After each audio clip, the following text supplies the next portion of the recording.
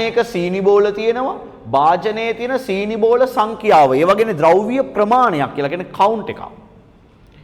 ඉතින් ඒ කාලේ ඉඳලා ඔය සමහර සංඛ්‍යා සඳහා ඉදිරිපත් කරන්න පහසුවට යම් යම් වචන පාවිච්චි කරා.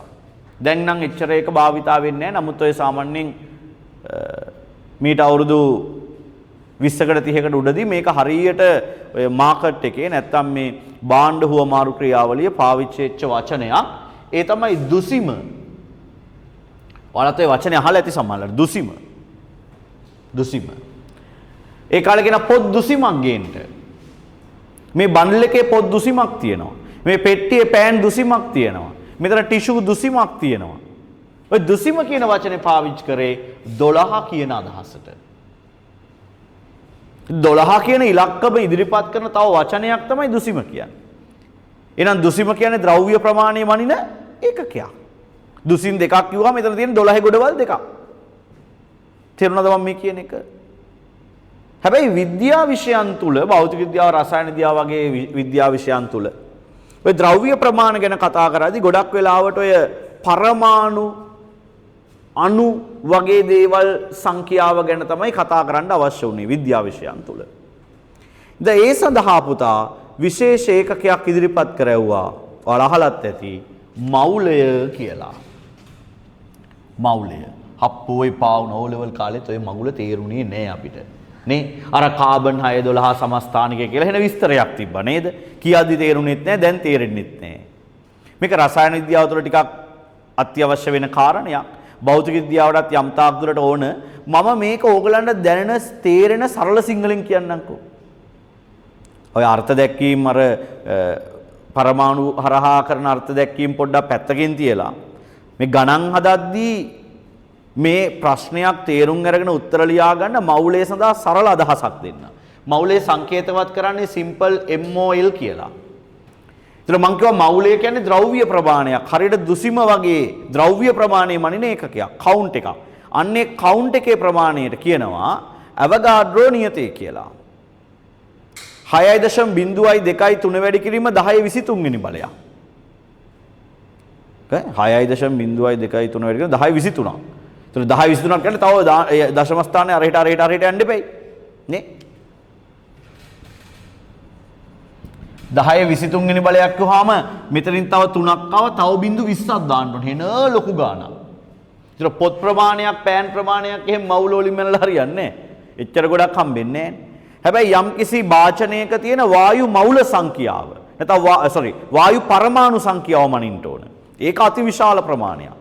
ඒ පරමාණු ගොඩාක් වාචනයක් අස්සේ තියෙනකොට ඒකෙන් මෙන්න මෙච්චර ප්‍රමාණයක් වෙන් කරලා ගත්තාම අන්න ඒ සංඛ්‍යාවට නමක් කිව්වා මොකක් කියලාද? මවුලයක් කියලා. අර 12කට දුසිම කිව්වා වගේ මෙච්චර ගානකට මවුලයක් කිව්වා. ඒ යම්කිසි තැනක මවුල දෙකක් තියෙනවා කියන එක අර්ථය කියන්නේ. පරමාණු මවුල දෙකක් තියෙනවා. මොකද තේරුම? පරමාණු මෙන්න මෙච්චර ප්‍රමාණය වගේ දෙගුණයක් තියෙනවා. හයිඩ්‍රජන් අණු මවුල 5ක් තියෙනවා. එහෙනම් හයිඩ්‍රජන් අණු වලින් මේ වගේ ගොඩවල් 5ක් තියෙනවා. තේරුණාද කිව්වද? එහෙනම් යම් කිසි ඕනෑම ද්‍රව්‍යයකින් දැන් බබාලා මවුල දෙකක් කිව්වොත් එහෙම ඒ කියන්නේ මේ වගේ දෙගුණයක් බබාලා ඉන්නවා. ඒක එතකොට පරමාණු මූලද්‍රව්‍ය මේ අණු විතරක් නෙවෙයි ඕනෑම දෙයක් මේ මවුලයකින් මනින්න පුළුවන්. නමුත් මෙච්චර විශාල සංඛ්‍යාවලින් වෙන දේවල් නැති හින්දා අපි සාමාන්‍යයෙන් වායු අණු වායු පරමාණු වලට තමයි මේ මවුලය කියන ද්‍රව්‍ය ප්‍රමාණය මනින ඒකකේ භාවිතා කරන්නේ. එහෙනම් අදින් පස්සේ පටල ගන්න එපා. මවුලයක් කියන්නේ කොච්චරකටද? අවගාඩ්‍රෝ සංඛ්‍යාවකට සමාන. නැත්තම් 6.0.2.3 වැඩි කිරීම 10.23 වෙනි බලයකට සමාන දේවල් ප්‍රමාණයක්. මොන වගේන් හරි එච්චර ප්‍රමාණයක් අපි හඳුන්වනවා මවුලයක් කියලා. ඒත් තව කියවෙන වචනයක් තියෙනවා මෞලික ස්කන්ධය. මොකද?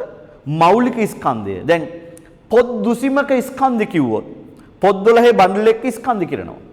පෑන් 12ක ස්කන්ධ කිව්වොත් පෑන් 12ක ස්කන්ධ කිරනවා.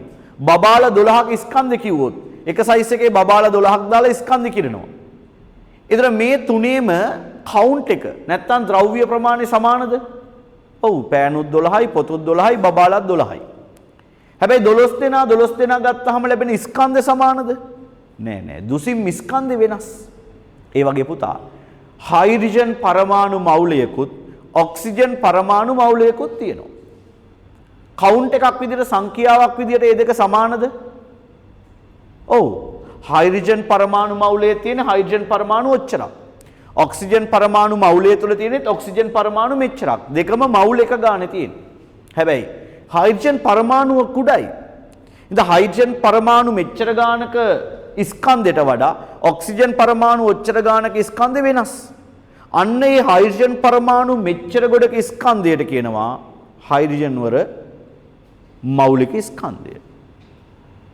ඔක්සිජන් පරමාණු මෙච්චර ගොඩක ස්කන්ධයට කියනවා ඔක්සිජන් පරමාණු වල මෞලික ස්කන්ධය. පේනවද කියන එක?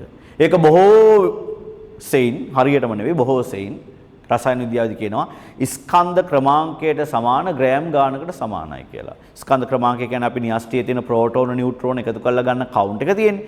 ඒ හා සමාන ග්‍රෑම් ගානක් හරියටම නෙවෙයි ආසන්නව සමානයි කියන මෞලික ස්කන්ධයට. අදහස තේරුණාද? එහෙනම් මෞල ගාන කියන්නේ ද්‍රව්‍ය ප්‍රමාණය මනින ඒකකයක්. කොච්චරක්ද? මෙන්න මෙච්චරක්. රයිට්. එහෙනම් ලියාගන්න ද්‍රව්‍ය ප්‍රමාණය මෞලය. මෞලය. සංකේතය MOL